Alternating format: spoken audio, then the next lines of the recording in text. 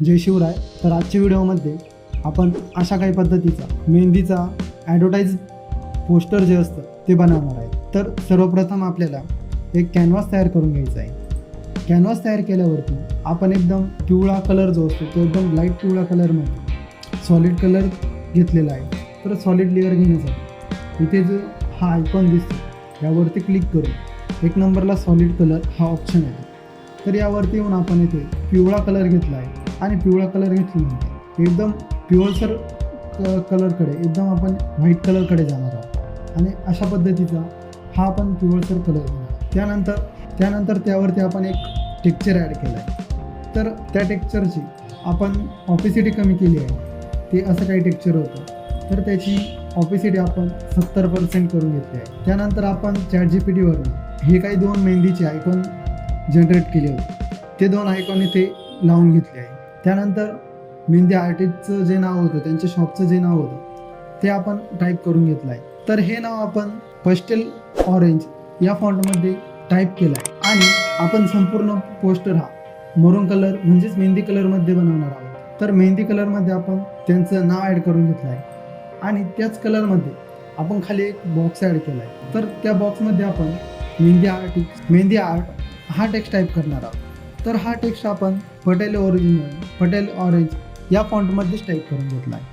फक्त त्याची कलर जो आहे तो आपण व्हाईट घेतला आहे कारण की खाली आपण मेहंदी कलर घेतला आहे त्यामुळे वरती व्हाईट टेक्स्ट घेतला आहे त्यामुळे तो टेक्स्ट चांगल्या प्रकारे व्हिजिबल होतो.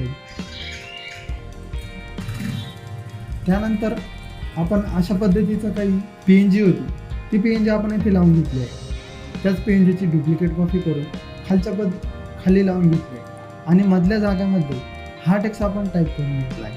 आणि या टेक्स्टचा फॉन्ट जो अगबिल नगिता नावाचा जो काही फॉन्ट आहे हा फॉन्ट आपण यूज केला आहे आणि त्याचा कलर आपण मरून जो मेहंदी कलर आहे त्यामध्येच इथे डार्कमध्ये गेलो आहे किंवा तुम्ही रेड कलरचं सुद्धा इथे डार्कमध्ये घेऊ शकता. त्यानंतर ते जे काही सर्व्हिस प्रोव्हाइड करतात ज्या प्रकारच्या मेहंदीच्या सर्व्हिस आहेत त्या प्रोव्हाइड करतात ते आपण इथे टाईप करून घेतलं आहे. तर असर या फॉन्टमध्ये आपण टाईप करून घेतलं आहे. त्यानंतर वरती हे नाव जे आहे हे आपण टाईप करून घेतलं आहे. तर हे नावसुद्धा आपण रोजावनचा जो फॉन्ट आहे त्या फॉन्टमध्ये आपण टाईप करून घेतला आहे. आणि इकडे जी जास्त जागा दिसते ठिकाणी येथे आपण एक शेप घेणार आहोत आणि या शेपचे आपण कॉर्नर थोडे राऊंड करून घेणार. तर या पद्धतीचा आपण बॉक्स घेतला होता. तर हे जे डॉट दिसत आहे या डॉटला आपण मध्ये ओढू या पद्धतीचा बॉक्सची शेप आपण राऊंड करून घेतली आहे आणि त्यावरती आपण एक इमेज लावली आहे. तर ती इमेज आपण त्या शेपमध्ये कशी लावली तर या पद्धतीची काही इमेज होती त्याला आपण अल्ट दाबून या दोन्ही लेअरच्या मध्ये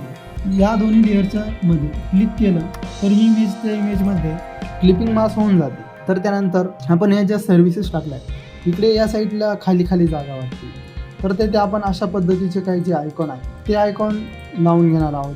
त्यानंतर खालच्या साईडला आपण ॲड्रेस वगैरे मोबाईल नंबर टाकण्यासाठी मेहंदी कलरमध्येच एक शेप तयार करून घेणार आहोत. तर हा शेप कसा तयार केला तर त्यासाठी आपण एक रेक्टँगल घेतला आहे. तर या पद्धतीने आपण तो रेक्टँगल घेतला आहे. त्यानंतर आपण त्याला इंटर देऊन त्यामध्ये इथून दुसरा कलर घेतला आहे किंवा आपण तुम्हाला दाखवण्यापुरतं दुसरा कलर घेतला आहे.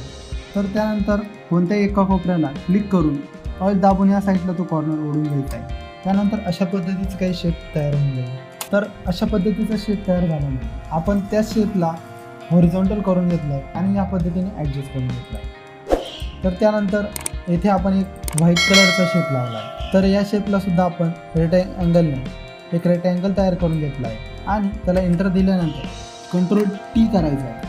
Ctrl+T केल्यानंतर तुम्ही जर झूम करशाल तर तुम्हाला इथे जे कॉर्नरला इथे डॉट दिसतील या डॉटला आपण जर मध्ये ओढलं तर या पद्धतीने आपण इथे शेप तयार करून घेतला आहे आणि तेथे अवेलेबल नाव हा शब्द आपण टाईप करू.